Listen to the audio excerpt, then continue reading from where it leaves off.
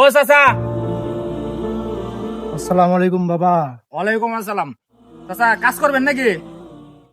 আরে বেটা, কাম করি তো আমি খাই, কাম তো করাই যায়। কি কাম কও? ওই আমার ইরি ক্ষেতের গাড় বাঁচতে হবো। আজকে হবো না বাবা, মাগরিবের সময় হয়ে গেছে, নামাজ পড়া লাগবো, কালকে করে দিমুনে।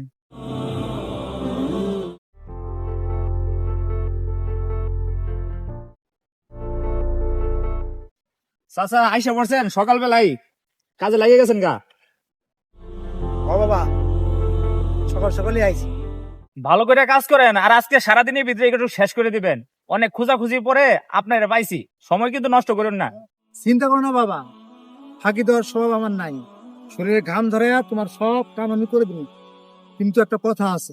ঠিক আছে চাচা, কাজগুলো শেষ করেন আর ভালোভাবে করেন। যদি করতে পারেন বকশিস পাবেন।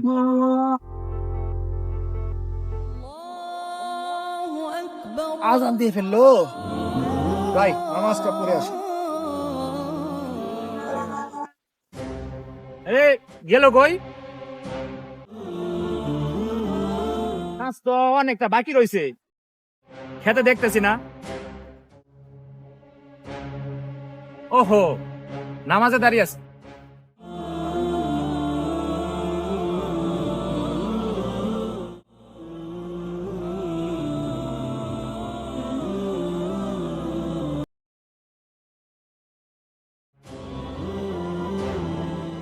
নামাজ পড়তেছ? নামাজটা তো পরে পড়তে পারতা।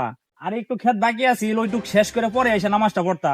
বাবা, কাম তো দুনিয়ার জন্যই করি, কিন্তু ডাক তো আইছিল আসমান থেকে, এটা তাকে শেষ করতে হইব। আরে চাচা, আমি কি নামাজ পড়তে নিষেধ করছি? আমি বলছি একটু কাজ আছিল, ওই কাজটা শেষ করে পরে নামাজটা পড়তেন।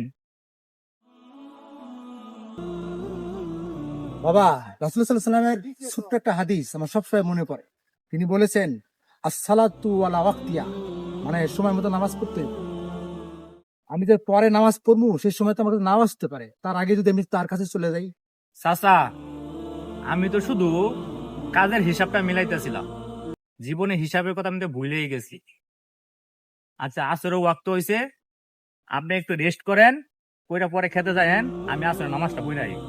আল্লাহ, হিদায়াতের মালিক তুমি, তুমি সকলকে এইভাবে হিদায়াত দান করো।